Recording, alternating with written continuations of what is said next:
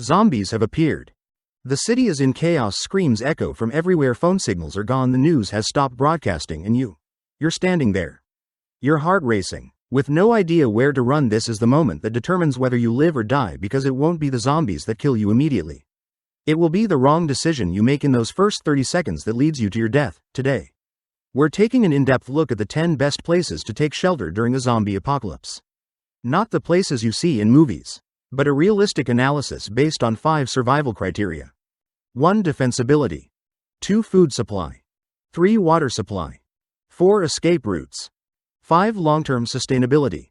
And at the end of the video, I'll reveal the location that 99% of people never think about, yet may be the safest place on Earth. Stay until the end, it might save your life. Number 10. Large supermarkets and shopping malls. Survival rating. 4/10 high danger. Let's start with the place that 80% of people think of first when they hear that zombies have appeared: supermarkets and shopping malls. It sounds reasonable, right? Food, clothes, medicine, tools, everything in one place. Metal shutters, sturdy structures, backup lighting. But this is actually one of the most dangerous places you can choose. Problem 1. Humans are a bigger threat than zombies. As soon as news of the outbreak spreads, the entire city will think of the supermarket. Thousands of panicked people will rush there, unorganized and desperate to get food for their families. The result? Conflict, violence, and looting. Survivors may end up killing each other before the zombies even have the chance. History has shown this repeatedly during Hurricane Katrina and at the beginning of the COVID-19 pandemic. Supermarkets were among the first places where violence erupted. Problem 2. Too many entry points. Glass doors, display windows, emergency exits, loading docks, rooftops, ventilation systems. An average supermarket has more than 20 possible entry points. You can't defend them all, and once zombies begin pouring in, there will be no escape through the panicked crowd. Problem 3. No independent water supply. Supermarkets rely entirely on the city's water system. When the infrastructure collapses, and it will collapse within the first few days, you'll have no water. Bottled water will run out quickly when hundreds of people are sharing it. Conclusion. A supermarket is useful in only one situation. You arrive within the first 15 minutes, grab supplies, and leave immediately. Never consider settling there long term. A supermarket isn't a shelter, it's a supply stop. Get in fast, take what you need, and get out. Number 9. Schools and universities. Survival rating. 5/10 potentially good if properly fortified. Schools and university campuses are a much better option than supermarkets, but they still have serious weaknesses. Strengths. 1. Strong construction. School buildings, especially universities, are often built with thick brick and concrete walls. Zombies cannot break through reinforced concrete with their bare hands. 2. Logistics. Schools usually have cafeterias and large food storage facilities capable of feeding thousands of students. 3. Diverse resources. Chemistry labs may contain useful materials. Gyms provide equipment that can be turned into weapons. Libraries contain books on survival, agriculture, and medicine. Workshops have tools and materials. 4. Large open space. University campuses often have enough land for long-term farming, which becomes incredibly valuable once stored food runs out. Weaknesses. Too many entrances. An average school has between 8 and 15 main entrances. Not including windows, you need at least 20 people to guard it effectively for groups of fewer than 10 people.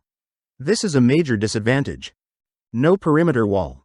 Unlike prisons or military bases, schools weren't designed to keep people out. Significant time and effort are needed to fortify the outer defenses. Best strategy. If you choose a school, 1. Select a single building to defend. 2. Immediately barricade all ground floor entrances with furniture and vehicles. 3. Use only one staircase and block or destroy the others. 4. Occupy the highest floor and establish an observation point on the roof. A school is good raw material, but it requires a lot of work to fortify.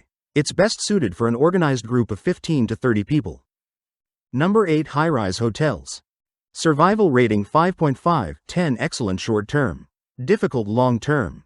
If you're trapped in the city during the first few hours, a high-rise hotel is one of the smartest options. The greatest advantage: height. The number 1 rule of surviving zombies is simple. Go up. Zombies move according to instinct and gravity. They aren't efficient at climbing stairs. And they certainly can't climb building walls. If you're on the 15th, 20th, or 30th floor, the zombies on the streets below can't reach you. It's that simple. The perfect blockade strategy. Most hotels have 2 to 4 stairwells and 3 to 6 elevators. The plan.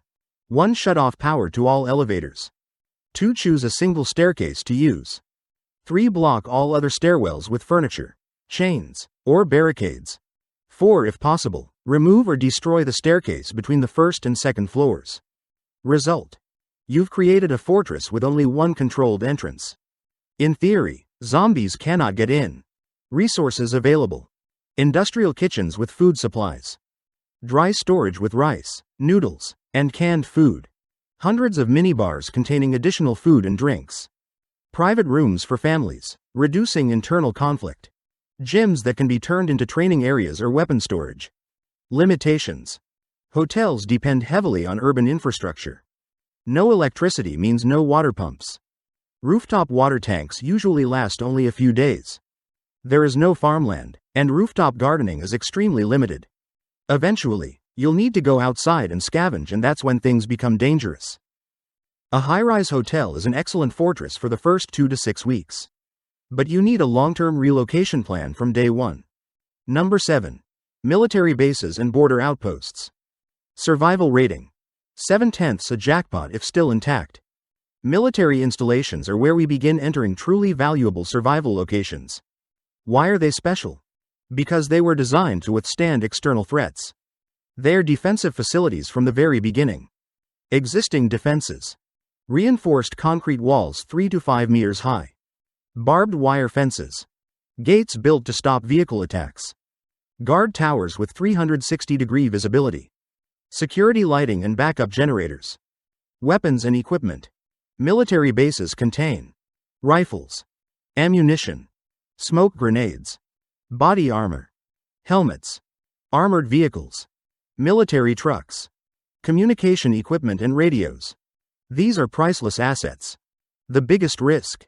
Military bases are often among the first places attacked during a zombie outbreak. Why? Because everyone rushes there seeking protection. Some of those people may already be infected. The result? Overcrowding, loss of control, and an outbreak inside the base itself. A place that seems safe becomes hell. The correct approach. Observe from a distance for at least 30 minutes.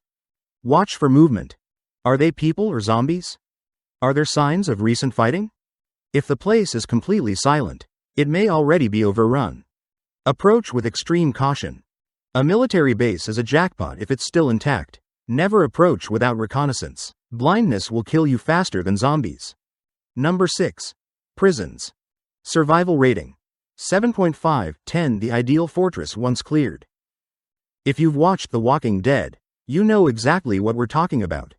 But in reality, prisons are one of the best shelters available. A complete reversal. Prisons were designed to keep people inside. But during a zombie apocalypse, everything reverses. The same walls, fences, and steel doors that kept prisoners from escaping now keep zombies from getting in. The fortress already exists. Defensive systems. Double fences creating a deadly trap zone. Guard towers with excellent visibility. Electronic and mechanical locking systems. Narrow corridors that favor defenders. Resources. Large-scale kitchens. Medical facilities. Independent water systems. Backup generators. Workshops and small farms. The biggest challenge, clearing it. You can't simply move in. Prisons may contain hundreds of infected inmates and guards. You need a well-equipped group, a clear plan, and enough ammunition to clear every room, corridor, and hidden corner.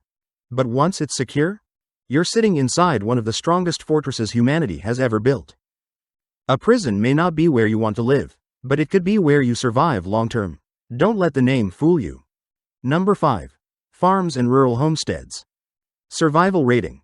8/10 the best choice for long-term survival. At number 5, we have farms and rural homesteads. We've entered the top 5. And from this point on, every location has the potential to keep you alive for the long haul. Advantage 1.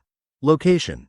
Where do zombies appear in the greatest numbers? Where there are lots of people, cities become zombie nests, suburbs have fewer people, and the countryside has even fewer.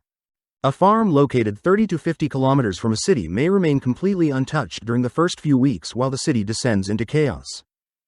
That gives you enough time to fortify, prepare, and establish defenses before the zombies spread outward. Self-sufficiency, the greatest strength.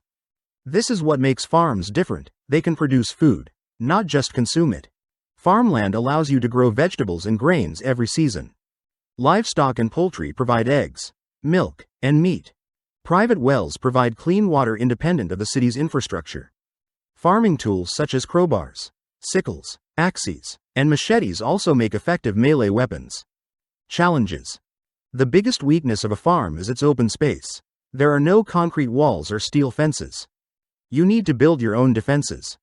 The ideal solution is a wooden fence at least 2.5 meters high around the core area, with additional obstacles such as vehicles, spikes, or trenches. A farm also requires a relatively large group to operate efficiently. Farming, guarding, repairing, and caring for animals is difficult for just 5 people. An ideal farm community consists of 15 to 25 people with diverse skills. Finally, other survivors may become a threat. A farm with food and fertile land is an attractive target. A farm is the long-term dream. If you can get there, fortify it properly, and build a community, it's where a new civilization can begin. Number 4. Small islands and coastal islands. Survival rating. 8.5/10 perfect natural defense. Here's a simple fact about zombies in most scenarios. They can't swim. Or if they can, they do it extremely poorly. That means one thing. Water between you and the zombies equals absolute safety. No concrete walls, no steel fences. Nature has already done the work for you. An island located 5 to 10 kilometers offshore becomes a fortress that zombies cannot attack unless you bring them there yourself. Strategic advantages. Access can be completely controlled with 1 or 2 boats. The sea provides unlimited protein through fishing. Isolation means you decide when to interact with the outside world. The ideal island. Between 1 and 10 square kilometers. A reliable source of fresh water. Diverse terrain for farming and observation. Far enough from the mainland to prevent drifting zombies from reaching it. Challenges. Storms are a genuine threat. Dependence on boats means you need backup vessels and repair skills. Limited farmland means you'll need to combine agriculture with fishing. For people living near the coast, a small island shouldn't be Plan B, it should be Plan A. Number 3. Hydroelectric dams and power plants. Survival rating. 8.5/10 absolute power in the post-apocalyptic world. This is a place that very few people think about during a zombie apocalypse. And that's exactly why you should. Electricity. The most powerful resource. When the power grid collapses, the world returns to the Middle Ages. No lights, no phones, no water pumps, no refrigerators, no communication. Whoever controls an independent power source controls everything. Hydroelectric dams require no fuel. As long as the water flows, electricity can continue. Why they're ideal fortresses. Remote locations with very low zombie populations. Massive concrete structures that no zombie can destroy. Existing security systems and fences. Unlimited access to fresh water. The hidden advantages of electricity. Night lighting improves security and morale. Refrigeration preserves food for months. Radios, medical equipment, and communication devices can still function. Electricity becomes a valuable trading resource. The weakness. You need technically skilled people. Engineers and technicians become some of the most valuable members of any group. Whoever controls electricity controls everything. That's not a metaphor, it's reality in a zombie apocalypse. Number 2. Large ships and container vessels. Survival rating. 9/10 absolute freedom on the ocean. The greatest advantage. When you're standing on the deck of a container ship in the middle of the ocean, zombies simply cannot reach you. No fences. No guard towers. No patrols. The ocean does all of that for you. A mobile treasure. Container ships are not just transportation. They're gigantic moving warehouses. A medium-sized cargo ship may contain thousands of containers filled with food, medicine, tools, clothing, and building materials. Mobility. Zombies on land? Head out to sea. Storm approaching? Change course. Running low on supplies? Dock at a safe harbor. Hear a radio signal from another survivor community? Sail toward it. No fixed location can offer that level of flexibility. Food from the ocean. Fish, squid, and shrimp provide an endless source of protein. Simple hydroponic gardens can even be established on large ships. Challenges. You need someone who knows how to operate a ship. Large vessels require fuel. Ocean storms are extremely dangerous. Long-term isolation can create mental health problems and internal conflict. Absolute freedom comes with absolute responsibility. Ships are a survival dream, but only if you know how to sail them. Number 1. Underground bunkers and military shelters. Survival rating. 9.5/10, the safest place humanity has ever built. And here we are at number 1. The military bunker. The place governments, armies, and elites prepare for the end of the world. If you find one, don't leave. Ever. Why bunkers are number 1. Let's return to our 5 criteria. Defense. Food. Water. Escape routes. Long-term survival. A military bunker is designed to excel in all 5. Defense. Reinforced concrete walls 1 to 3 meters thick. Massive steel doors with mechanical and electronic locks. Only 1 or 2 entrances, making defense simple. Complete self-sufficiency. Independent water filtration systems. Advanced air filtration systems. Backup generators and fuel reserves. Food supplies designed to last for years. Medical facilities and equipment. The real enemy, human psychology. The bunker may be physically perfect, but it has one weakness. People.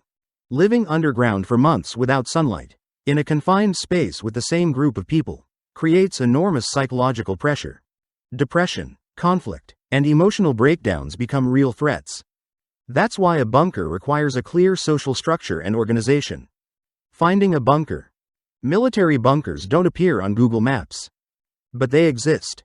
Research local history, old military sites, wartime tunnels, and restricted areas. If you find a functioning bunker, never leave unless you have no reason to stay. Survival Roadmap. Phase 1. The first 48 hours. Stay indoors. Go to the highest floor. Store as much water as possible. If you're in a city and can move safely, a high-rise hotel is one of the best short-term options. Phase 2. The first week. Once the city falls into chaos, leave if possible. Your goal is to get away from densely populated urban areas. Head toward farms, islands, or sparsely populated rural regions. Phase 3. Long-term survival. This is when location truly matters. Farms and islands for self-sufficient communities. Hydroelectric dams if you have technical expertise. Ships if you're near the sea and have a capable crew. And if you're lucky, a bunker. The 3 golden rules. 1. No place is safe if you're alone. 2. The best shelter is the one you can actually reach. 3. Planning matters more than location. We've explored 10 locations from supermarkets that become death traps to underground bunkers that are nearly perfect fortresses. But information alone isn't enough. The most important thing is to prepare today.